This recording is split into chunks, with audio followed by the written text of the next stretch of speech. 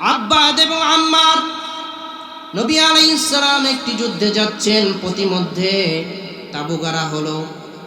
দুই সাহাবীকে দায়িত্ব দেয়া হলো, রাতের বেলা সাহাবায়ে কেরাম নবীজি আলাইহিস সালাম আরাম করবেন, তোমরা দুইজন প্রহরীর কাজ করবে, সারা রাত্র তোমরা পাহারা দিবে। হযরত আব্বাদ এবং আম্মার দুইজন পাহারা দিচ্ছেন। রাত যখন গভীর হলো, আব্বাদ আম্মারকে বলছেন, ভাই আম্মার তুমি একটু ঘুমাও, আমি একটু পাহারা দেই, আবার আমি ঘুমাবো, তুমি পাহারা দিবা। দুইজন মিলে কাজ করলে আমাদের জন্য কাজটা অনেক সহজ হবে। হযরতে আম্মার ঘুমিয়ে গেলেন। আব্বাদ চিন্তা করলেন, দাঁড়িয়ে থেকে সময়টা নষ্ট করে লাভ কি, আমি সময়টাকে নামাজে দাঁড়িয়ে কাজে লাগাই দেই। সুবহানাল্লাহ। হযরতে আব্বাদ নামাজে দাঁড়িয়ে গেলেন। দূর থেকে একজন মুশরিক চিন্তা করলেন, এটা কি মানুষ নাকি গাছ, পরীক্ষা একটু করে দেখি। দূর থেকে একটা তীর মারছে পরীক্ষা করার জন্য।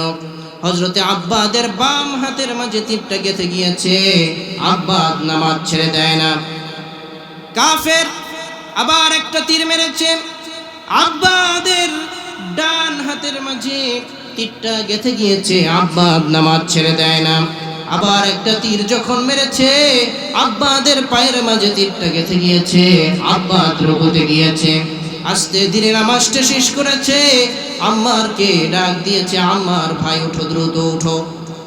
আম্মার বলতেছেন, হায় কি অবস্থা, রক্ত দিয়ে জমিন ভেসে যাচ্ছে, তুমি আমারে কেন ডাক দিলে না, এই অবস্থা তোমার কিভাবে হলো? হযরতে আব্বাস বলছেন, ভাই আম্মার, আমি নামাজ পড়ছিলাম, কাফের আমাকে তীর দিয়ে আঘাত করেছে, আমার গায়ের মাঝে তীর বেঁধে গিয়েছে, আমি তীরের আঘাত সহ্য করতে পারছিলাম না, কিন্তু তারপরও নামাজ ছাড়ছিলাম না। আমার মনে যখন আসলো এই কাফিলায় তো আল্লাহর নবী রয়েছেন, আল্লাহর নবীর হয়তো কোনো ক্ষতি হয়ে যাবে, আল্লাহর কসম করে বলছি, ডান হাতে বাম হাতে দুই পায়ে আমার তীর গেঁথেছে, আমি নামাজ ছাড়ি নাই। যখন আমার মনে এসেছে আল্লাহর নবী আছেন, তার কোনো ক্ষতি হবে, এই কথা যদি আমার মনে না আসতো, জীবন চলে গেলেও আমি নামাজ ছেড়ে দিতাম না। সুবহানাল্লাহ।